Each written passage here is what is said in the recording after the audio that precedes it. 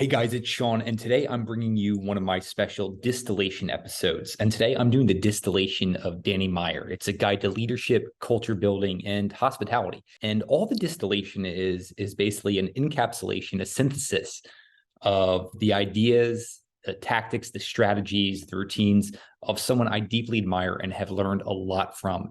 So I've done a number of these distillations. It's basically just a long form exploration into the best ideas I've uncovered, spending 10, if not hundreds of hours studying someone. And we've done people like Bruce Lee, Josh Waitzkin, the astronaut and former Navy SEAL Johnny Kim, great restaurateurs like Nick Konis, former Disney CEO Bob Iger. All of this can be found at whatgotyouthere.com. In addition to Danny Meyer's distillation, where I have the written format of this, which is much more expansive than what I'll go into today. So let me dive right into Danny Meyer. And I spent a lot of time studying Danny over the years, both through his books, different talks, podcasts, everything like that. And these are the best ideas and the most impactful lessons I've learned from him. And I'm going to start off with a quote. This is one of the best quotes I've heard. And it's business, like life, is all about how you make people feel. It's that simple. And it's that hard. And this distillation is going to be a lot about hospitality and connection and how you make people feel. So I'll give you a short little bio of Danny for those of you who are unfamiliar. So he's the founder and executive chairman of Union Square Hospitality Group, and he's a lifelong restaurateur. And Union Square Hospitality Group comprises some of actually New York's most beloved and acclaimed restaurants, including Gramercy Tavern, The Modern, and many more. And Union Square Hospitality and Danny, they founded Shake Shack, which is one of the most popular restaurants in the world. It became a public company in 2015. And Danny really grew up in a family that relished great food and hospitality. And because of this and his dad's business, he actually got thrown into hospitality, and he just loved it. You see this again and again with the people we study. The passion, it starts at an early age a lot of times, and they find this thing they love so much. But he didn't actually fully go into being a restaurateur until the age of 27 when he opened up Union Square Cafe. And he's just been obsessed with it ever since that young age. And so a lot about what we're going to talk about is what he's learned over time, having some of the best restaurants in the world. He was actually a 2017 Julia Child Award winner. In 2015, he was one of Time's 100 most influential people. I mean, he's got award after award, which you can read about on the distillation on the website. But like I said, this distillation is going to unpack some of the signature business and life principles that translate to a wide range of industries. So even if you're not in the restaurant business, it does not matter. What Danny teaches us and what we talk about is going to be applicable to whatever we do. And some of the big themes, we'll talk about hospitality, how it's for every single business, the never-ending pursuit of excellence, the keys to leadership, and the ways Danny develops other leaders, the essential framework and practices for hiring and building culture. We dive a lot into the hiring practices because the way Danny approaches hiring, I think, is the best I've ever uncovered. And then how to use mistakes to your advantage. So let's start off with Danny's business philosophy. And hospitality is the foundation of his business philosophy. Virtually nothing else is as important as one is made to feel in any business transaction. And Danny says people will say a lot of great things about your business and a lot of nasty things as well. Just remember, you're never as good as the best things they'll say and never as bad as the negative ones. Just keep centered, know what you stand for, strive for new goals, and always be decent. So Danny is continuing to search for ways to connect with people, ways to make people feel better, strive for new goals. I just love that.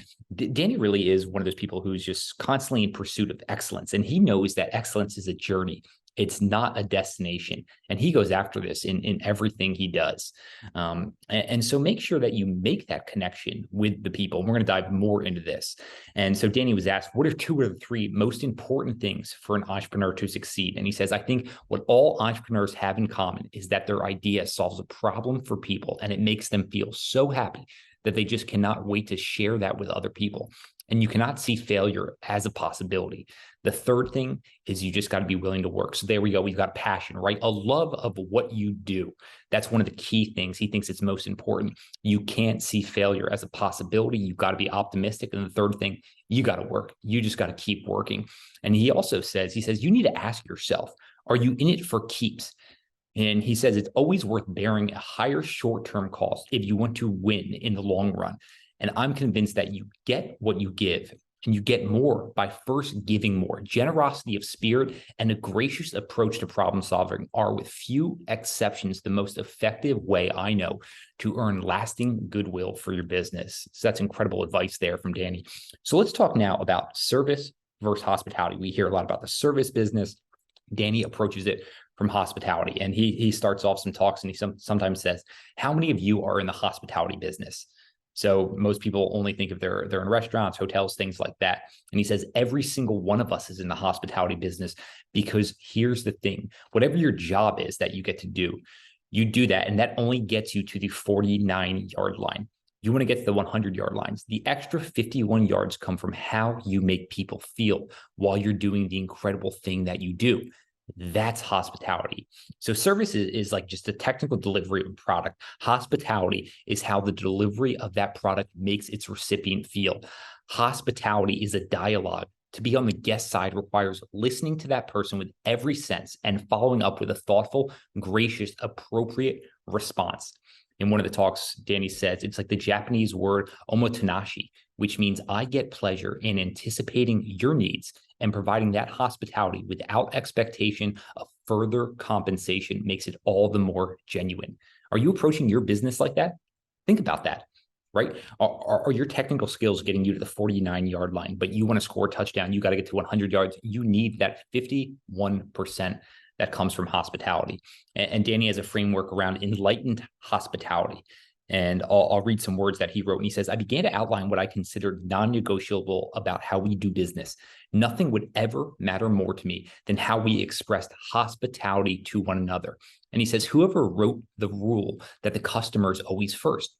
He says he cares about his employees first. That's going to be the most important part of this cycle. And he says every decision we made from that day forward would be evaluated according to enlightened hospitality. And we would define our success as well as our failures in terms of the degree to which we had championed first one another, and then our guests, community, suppliers, and investors. And so that's the virtuous cycle of enlightened hospitality. Prioritizing those people in the following order is the guiding principle for practically every decision that Danny and his company makes. So that's employees, guests, community, suppliers, and then investors. And as the boss, Danny realized that he has a greater responsibility to provide the setting that his people can thrive in. And he has to provide the tools that they need to do the best job they possibly can for the customers. You want great customers that are happy customers.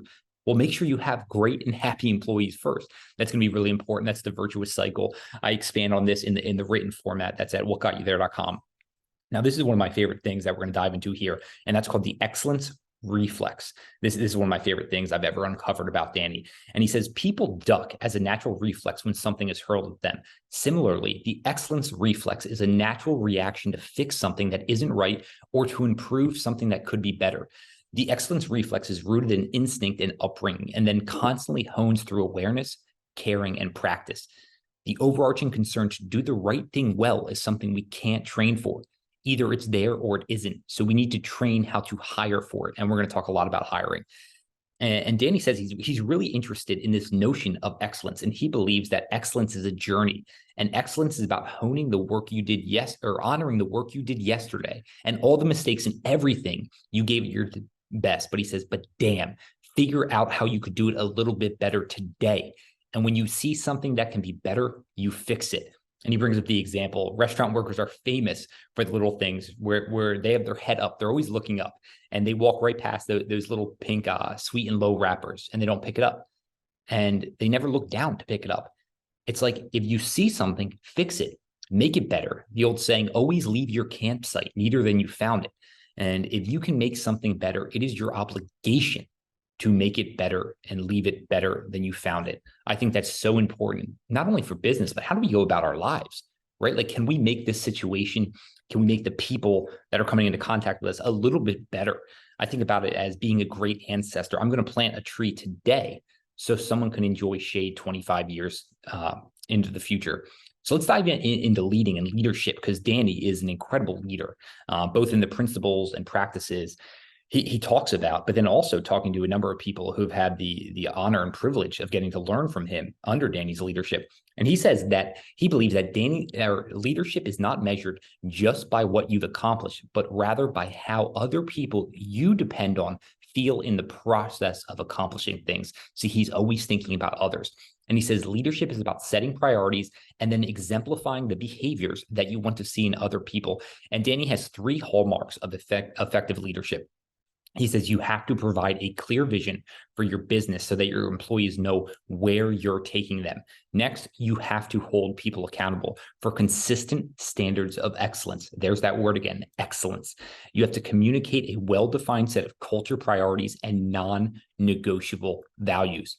And then he goes on to say, perhaps most important, true leaders hold themselves accountable for conducting business in the same manner in which they've asked their team to perform. You can't ask your team to perform a certain way if you're not going to perform that way. I think that's really crucial and one that sometimes goes overlooked by leaders.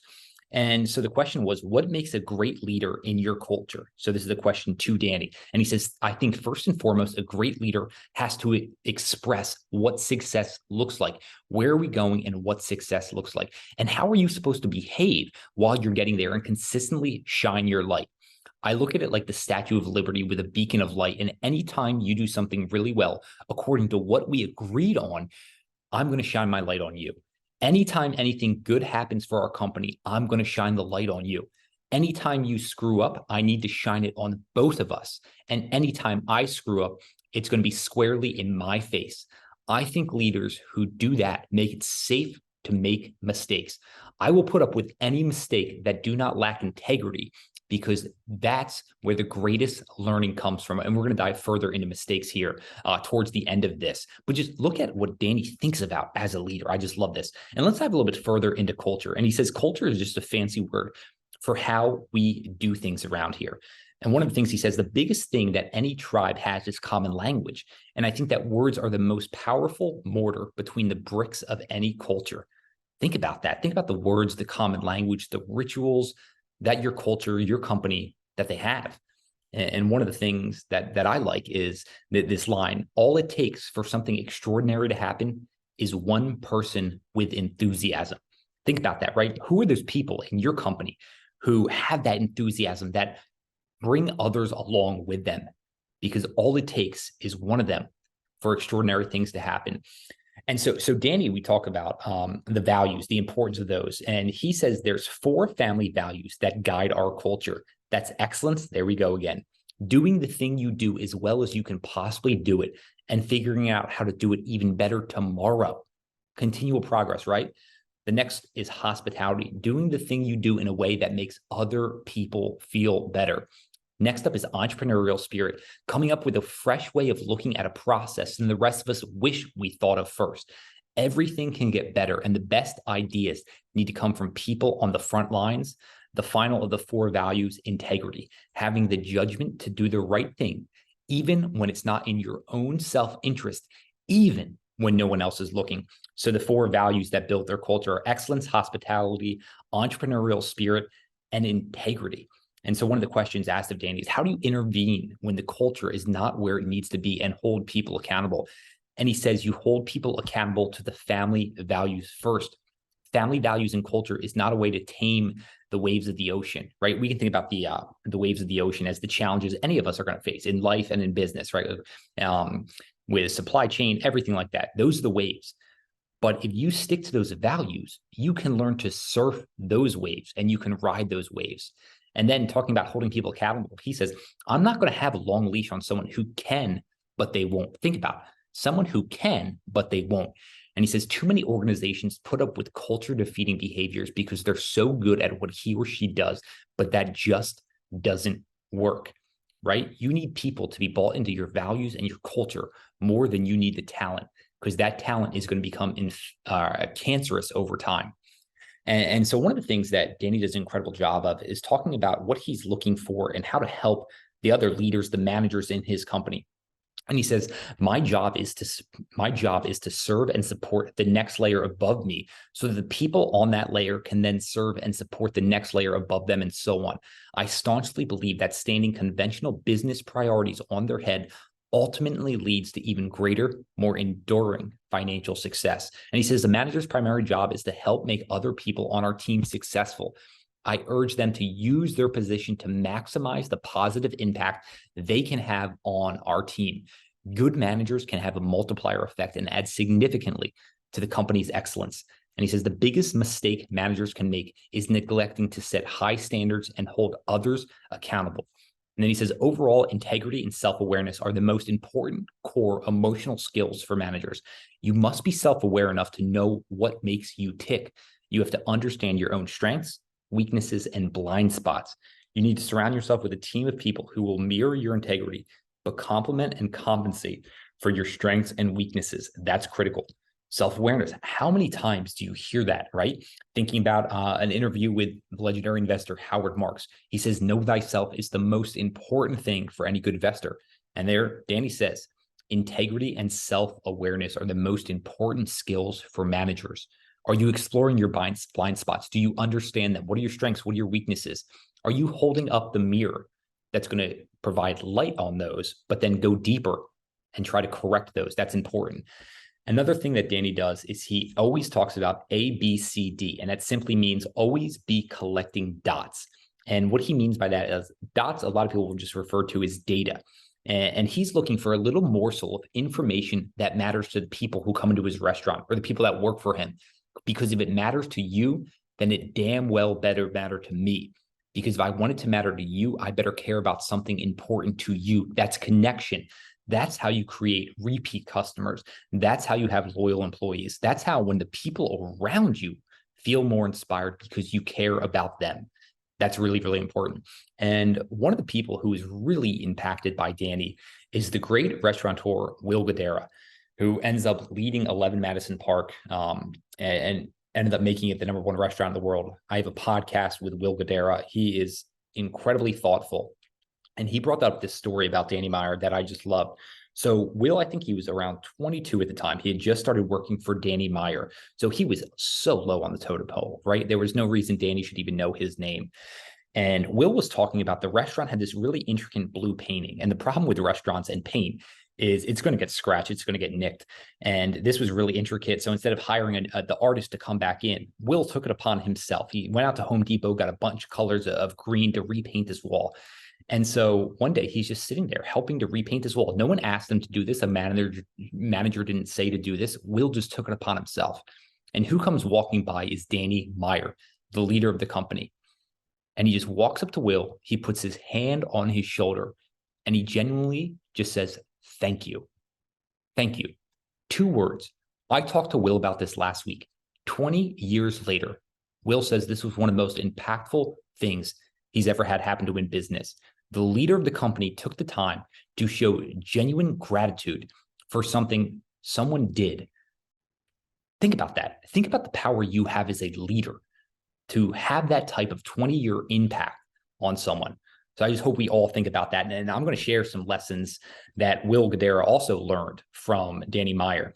And he says language creates culture. We were talking about that earlier. And Danny has understood how language can build culture and makes these concepts really easy to grasp and understand. So he uses different Dannyisms, little phrases. One is constant, gentle pressure. And it's basically a version of the Japanese phrase Kaizen, which is the idea that everyone in the organization should always be improving and getting a little bit better all the time. Another phrase he says is athletic hospitality. And it's always looking for a win, whether you're playing offense, making an already great experience even better, or defense, apologizing for and fixing an error. Next up is be the swan. And Danny reminded us all that all the guests should see us with a gracefully curved neck and a meticulous white feather sailing across the pond surface, right? Not webbed feet. So you constantly want to be gliding through the diner's experience, right? Everything smooth. The next is make the charitable assumption. I love this one. This is really important, not just for business, for life, but it's just a reminder to assume the best of people, even when they aren't behaving particularly well. That's great in the hospitality industry. And as Danny said, we're all in the hospitality industry. And Danny encouraged everyone to extend the charitable assumption to all guests, right? Even if they're being the most difficult. Think about maybe someone cuts you off in traffic. You never know what they're dealing with, what's going on in their life. Maybe they're complaining about their meal. Maybe they just lost a loved one. Have you ever had one of those moments where you automatically just get pissed off the other person and then come to find out the reason was because they had just suffered a divorce or lost a loved one? So take or make a charitable assumption. I love that. And then I'm just going to dive into here what Will Guidara talks about in terms of culture. And he said, Union Square Hospitality Group's culture sent an immediate signal. There's a certain way we do things here, and it's bigger than teaching you how to move through the dining room or how to spiel a dish, right? It's a behavior. That's really, really important. And he talks about the meetings Danny used to lead. And he said Danny would ask everyone to introduce themselves with a line or two. And he says, but those introductions were also a meta message. The fact that the head of the company was willing to use at least half of his meeting to take time to hear from us individually made a big impression. It was our first indication that this central concept of enlightened hospitality, the idea that taking care of one another would take precedence over everything else, was real.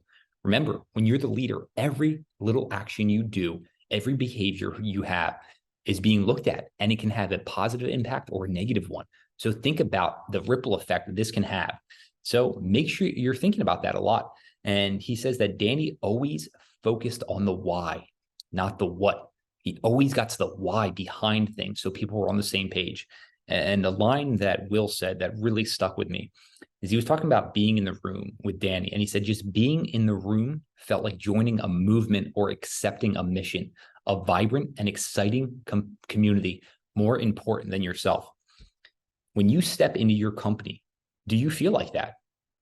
If you're a leader or if you're anyone within the company, why not? How do you make it feel like when people step into that room, it's like joining a movement or accepting a mission, something vibrant and exciting, more important than yourself? I just love that. I think that's a really great bar to scrutinize our own teams, our own organizations with. So let's dive into hiring, right? Danny talks a lot about the culture. How do we build out this culture? And it's going to come from hiring. And he says, I first look to build a sense of family amongst my team. He looks to build a sense of family amongst his team. So he says he asked his managers to pose themselves three fundamental hypothetical situations when they're hiring. So these are thought experiments he has his managers run. So situation one, think of someone you know well who has an uncanny gift for judging character. So when the person you're interviewing leaves and the door closes behind them, what will the first thing your character says, right? Are they like, damn, that person's incredible? Or like, I don't know about that person. Think about that. The next is imagine your keenest rival in business. Then imagine that the day you make a job offer to the prospect, he or she calls back and says, thanks, but I just got an offer and taking it from the competitor. Is your immediate reaction, shit, we blew it, or woo, we dodged a bullet? And then situation number three, imagine a person with especially weighty opinion, right? So for Danny, it could be a restaurant critic who you really care about, right? Like their opinion matters, and they drop in unannounced. And the only person is the new prospect to serve them. Is your reaction great, or is it, oh no?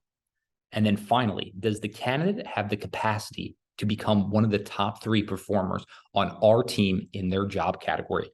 I love this thought experiment. I love this for setting a high standard and understanding how you deeply, truly, and what your gut instinct is on someone. And then Danny says, I rarely interview a candidate until 2 or 3 other managers had first had an interview with him or her. Since our restaurants thrive on a team spirit, I prefer to hire by consensus. I ask our managers to pursue a candidate's relevant job references. I ask them to take personal notes and then rank the strength of each one of the candidate's 5 emotional skills on a scale of 0 to 5. And I ask them to consider and react to the 3 hypothetical situations and then listen with their guts. How crucial is that? I just think that's so awesome. So the 5 core emotional skills: optimistic warmth, intellectual curiosity, work ethic, empathy, self-awareness, and integrity. He says those are crucial. And then he also says there's 9 mindsets and character traits that they hire for.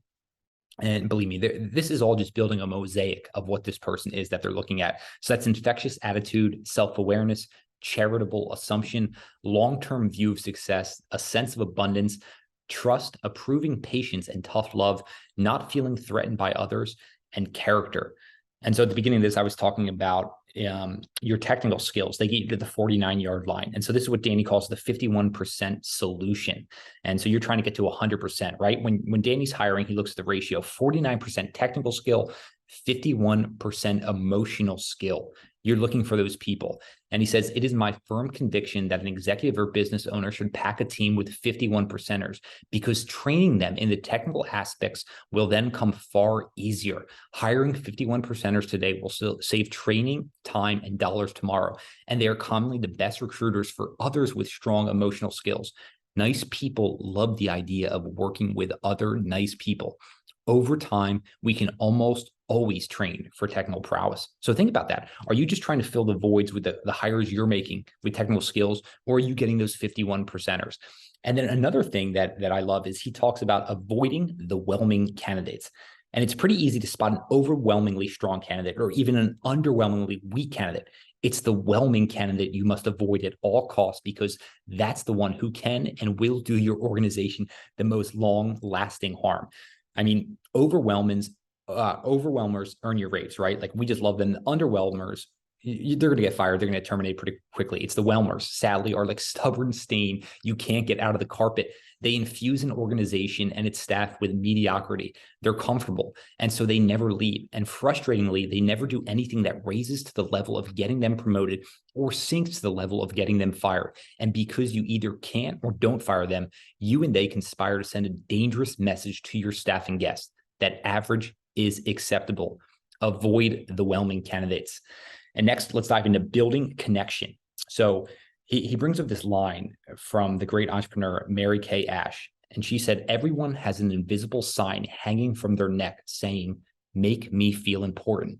Never forget this message when working with people. I mean, everyone truly is walking around with this invisible sign around their neck that says, make me feel important. But the thing is, it's invisible. So you can't see how brightly lit it is, and you can't see the font size. But the biggest thing I've learned how to do was to read the subtitle, because every one of those signs has a subtitle and starts with the word bye. So make me feel important by leaving me the hell alone. Make me feel important by telling you everything I know. Make me feel important just by listening to me. That is an amazing gift to start to understand that. And now let's dive into learning from mistakes. And Danny understands mistakes are essential on the path to progress. And the worst mistake is not to figure out some way to end up in a better place after having made the mistake. And Danny says, my notion of mistakes is that they are the greatest renewable resource on earth. There's always another one. You're never, ever going to run out of it, ever, ever, ever. We can either hide from our mistakes. We can either deny that we never made mistakes. We can either lie about our mistakes, or we could actually put those mistakes to work for us. And he says the 5 A's for effectively addressing mistakes. Awareness, right? Many mistakes go unaddressed. You need to be aware of them, acknowledge them. You have to acknowledge it. And if you're in the restaurant industry, our server had an accident and we are going to prepare a new plate for you as quickly as possible. That's acknowledgement. Apology. I'm sorry this happened to you. How many of us don't want to apologize? Then action, right? Please enjoy this for now. Let me give you a drink right now to take care of this. And then additional generosity. Go further with your guests, with your employees, with the loved ones in your life. And ultimately, the most successful business is not the one that eliminates the most problems. It's the one that becomes the most expert at finding imaginative solutions to addressing those problems. And lasting solutions rely on giving appropriate team members a voice, as well as responsibility for making decisions. This comes up again and again in the people that work with Danny. He gives them responsibility to take on and own their mistakes, own on the possibilities. So I love some of these lessons. Like I mentioned, you can find more, the entire encapsulation of this, additional words, all these insights, hiring references, things like that are in the distillation of Danny Meyer at whatgotyouthere.com. Now, remember, I've done a number of these, and you can find all of that at whatgotyouthere.com. Just go to Momentum Makers and then underneath the distillery tab. Also, if you enjoy this, if you love diving super deep, this is what I love to do, right? Find leaders, people who are doing incredible and exceptional things, and unpacking what has made them successful, how they've achieved excellence. So if you like this, let me know. Shoot me an email, info@whatgotyouthere.com, or share these on social. Let me know who you would love me to do a distillation on, and maybe I'll feature that person next. But once again, thanks for joining us on What Got You There.